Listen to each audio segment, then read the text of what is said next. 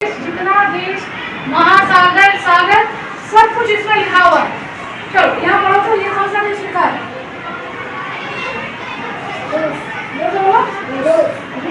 ये कौन सा महासागर है? प्रशांत महासागर। यानी कि जितना देश है इसमें दर्शाया गया है, जितना जो है महासागर है, सागर है, सब दिखाया गया है। ठीक है। अब तुम लोगों को जो पढ़ाए थे अक्षांश और देशांतर, बताए थे कि पृथ्वी पर खींची गई वैसी काल्पनिक रेखा जो बाएं से दाएं जाती है और पृथ्वी को समानांतर भाग में दो भागों में डिवाइड करती है, वो क्या कहलाता है? अक्षांश। ठीक है। यानी कि यहाँ से जो काल्पनिक रेखा खींचा गया वो क्या कहलाता है? अक्षांश। मध्य रेखा या विषुवत रेखा के माध्यम से जो ग्लोब को या पृथ्वी को दो भाग में बांटती है उसको क्या कहते हैं? भूमध्य रेखा या विषुवत रेखा। क्या कहते हैं? भूमध्य रेखा या विषुवत रेखा। ठीक है। अब देखो यहाँ से लंबा लंबा लाइन गया है, यहाँ से लंबा लंबा लाइन नीचे तक गया है, ये ऊपर और नीचे ये दो भाग कहलाता है अक्ष। क्या कहलाता है?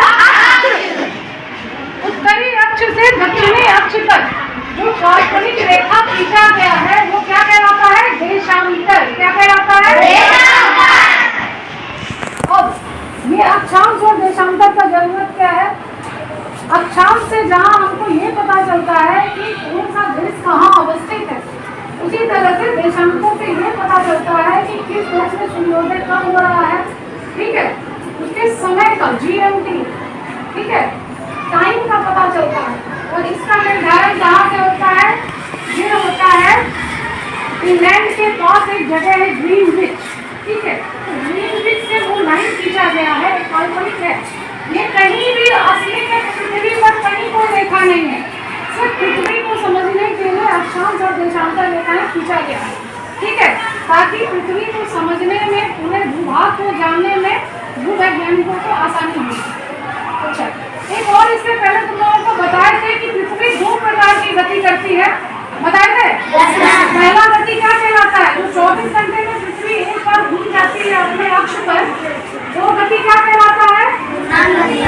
घूर्णन गति या दैनिक गति। Very good. और 365 दिन 6 घंटे में पृथ्वी क्या करती है? सूर्य का एक पूरा चक्कर लगा लेती है। अब वो जो चक्कर लगाती है वो गति कौन सा गति?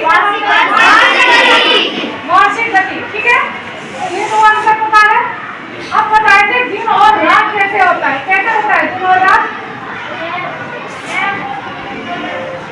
दिन और रात कैसे होता है? ऐसा करो, इधर का दरवाजा बंद करो। देखो यहाँ से रोशनी आ रहा है, यानी कि सूर्य किस तरफ है? इस तरफ। ठीक है। तो जो सूर्य के सामने पृथ्वी का जो हिस्सा, ये तो धीरे धीरे घूम रहा है ना, 24 घंटे में ये पूरी तरह घूम जाता है। तो हम ले आते हैं अपना भारत। ठीक है। यहाँ क्या लिखा? भारत। अभी मान लिया जाए यहाँ सूर्योदय होता है तो भारत के हिस्से पे रोशनी पड़ रहा है या अंधेरा है? रोशनी पड़ रहा है। तो भारत में क्या होगा इस समय? सुबह है, दिन है। अच्छा, इसके जस्ट पीछे कौन सा देश है? पढ़ो तो यहाँ क्या लिखा है? अमेरिका। अगर भारत में इस समय सूर्योदय है तो अमेरिका में क्या होगा? क्यों होगा? क्योंकि ये सूर्य क्या उल्टा, ठीक है, अपोजिट साइड में वो देश पड़ रहा है, इसलिए वो क्या हो रहा है? रात है। अब 24 घंटे में धीरे धीरे धीरे धीरे पृथ्वी घूम रही है। घूमते घूमते क्या होगा? इस समय अगर सुबह का 10 बज रहा है तो धीरे धीरे जो है रात के 10 बजे तक